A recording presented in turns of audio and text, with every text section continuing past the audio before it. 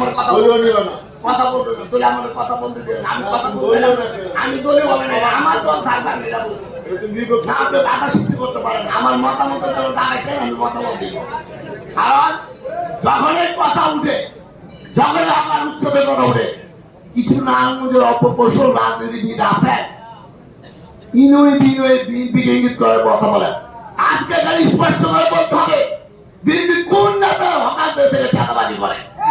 যদি নাম না বলতে পারে তাহলে ভবিষ্যতে কিন্তু সাবধান ওই চিন্তা দিয়ে বড় কথা বলবেন না চ্যালেঞ্জ শুনে বললাম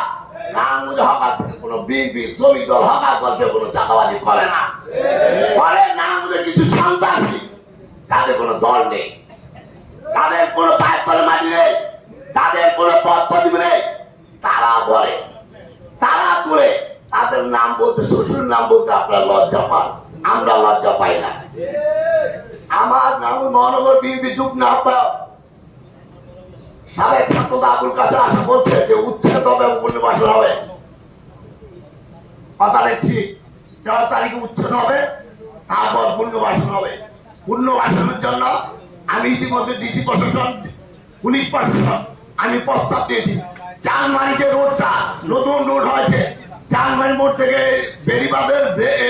ওয়াল আর ডেলের মাঝখানে প্রায় 10 ফুট জায়গা আছে এখান থেকে হাজিউল মাজার পর্যন্ত যদি 4 ফুট বা 3 ফুট বা 2 ফুট করে জায়গা হয় এখানে 2 থেকে 2,500 হকার বসা যাবে আমার প্রস্তাব কোন রুটে নয় সংযোগ সড়ক কোন সড়ক ওই যে হকার মার্কেট ভাঙবে ওখানে হকার বসে যাবে না শহরের মাঝখানে কোনো হকার থাকতে পারবে না আপনারা বলবেন হকার উঠছে আমাকে অমুক জায়গা যায় এটা প্রশাসন সাহেব আপনি যথাযথ সিদ্ধান্ত নেবেন শহরের মাঝখানে কোনো হকার থাকতে পারবে না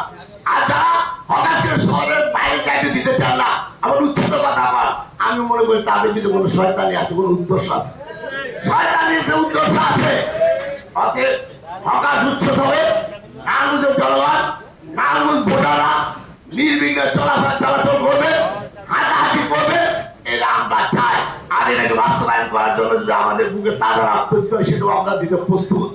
কারণ বিগত দিনে সাবেক মেয়র বিএনপিরা যে খেলা খেলেছে এক পক্ষ মাঠে নেমেছে আর পক্ষ রাজনৈতিক দল বিপক্ষে ছিল চার দলের ভিতরে বড় বড় কথা বলে মাঠে নামতে পারে না আর কেউ থাকুক আর না থাকুক নারায়ণগঞ্জ মহানগর বিএনপি এবং অঙ্গসংগঠনের নেতা কর্মীরা এই হঠাৎ উচ্ছেদের জন্য মাঠে থাকবে কিন্তু আমরা উচ্ছেদের পাশাপাশি পুনর্বাসন করবো এটাই 15 সভা আপনি সিদ্ধান্ত নেবেন আপনার চানমারি ওই জায়গাটাকে যথাযথভাবে পরিষ্কার পরিচ্ছন্ন করে দেয় এটা হলে হঠাৎ উচ্ছেদ হবে নারায়ণগঞ্জ ভোটার হাঁটতে পারবে জনগণ হাঁটতে পারবে